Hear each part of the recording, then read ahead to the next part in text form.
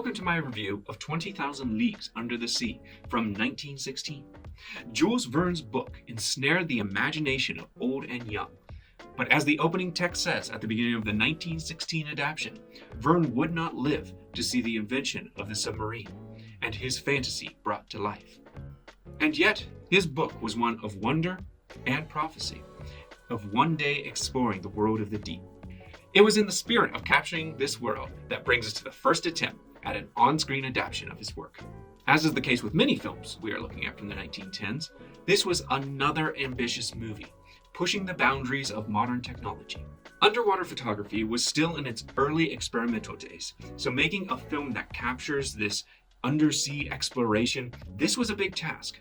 To accomplish this task, director Stuart Patton hired underwater film pioneer John Ernest Williamson of the Williamson Submarine Company. Special cameras had to be designed, as cameras at this point were still too bulky and unwieldy to use in water. Instead, Williamson created a series of tubes and mirrors to capture images in shallow, well-lit water. The film itself was a marvel of special effects for its time, with the underwater sequences and battles with the sea monsters capturing the imagination of viewers. Giant models of the Nautilus were built, and real submarine miniatures were used. With a never-before-seen sense of spectacle, people flocked to this movie, making 20,000 Leagues Under the Sea the highest-grossing movie of that year. It even beat out D.W. Griffith's latest big epic, Intolerance, which we will be covering at another time, so stay tuned. The film is a bold take on the source material, and points have to be given for the opening tribute, which boasts about the people behind the scenes. It kind of just thanks everyone for pushing the technology and making all of it possible. You don't see that very often anymore. It also had a kind tribute to the original author, Jules Verne. Though the film was a special effects marvel, the movie itself feels like a very fast-paced summary of the source material. 20,000 Leagues Under the Sea is actually adapting two books, not one. The first is Jules Verne's novel of the same name, and the second is its lesser-known kind of pseudo-sequel, The Mysterious Island. As a result, the narrative is really working in overdrive to merge these two stories into one singular narrative. The first storyline follows the classic story of a ship called Abraham Lincoln that is attacked by what they think is a sea beast.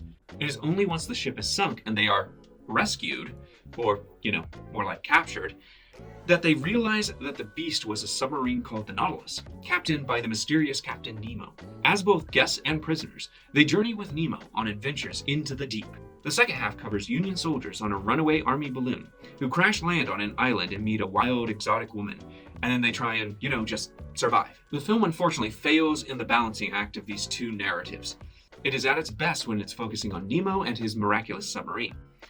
These parts are fantastical, and you see how they're pushing the boundaries of film technology.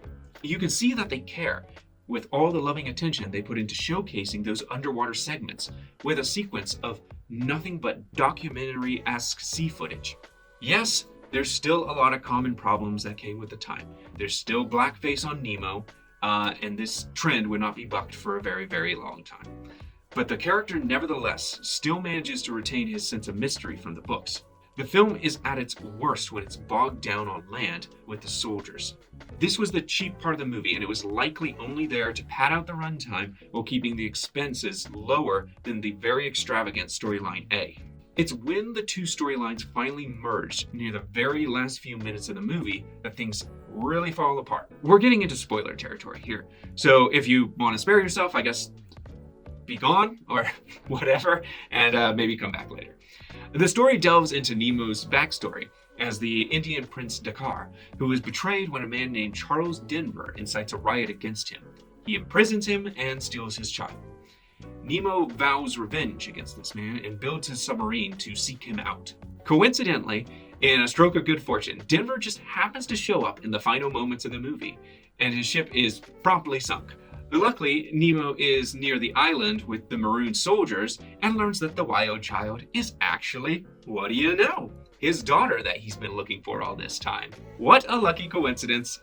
Again, the film doesn't make it clear how Nemo even knows that she is his daughter, or even how she ended up on the island. I can only assume this was an attempt to just nicify Nemo near the end of the movie and make him more sympathetic to the viewers. And yet, Captain Nemo has always been at his best, in both the book and in other media, when he's sort of this mysterious anti-hero, if not outright villain. Anyways, after Nemo and his daughter have their little reunion, the movie is now in a dead sprint to just end itself as fast as possible. The movie ends on a nice funeral, but it can't really make up for such a rushed and wacky ending, one that hinges way too much on coincidences and a fairly stupid twist with the daughter. In the end, 20,000 Leagues Under the Sea may still be a more comprehensive adaptation than something, say, like The Squaw Man, which we just reviewed earlier, but it still takes way too many liberties near the end. It is still worth watching if you are curious about the leaps forward in underwater photography and cinematography, and maybe if you want to see what the best of special effects got you in 1916. But by modern movie standards, it still fails to rise above the other competition. And that is all I have for 20,000 Leagues Under the Sea. Thank you for joining me on this review. We are going to continue with more historical reviews.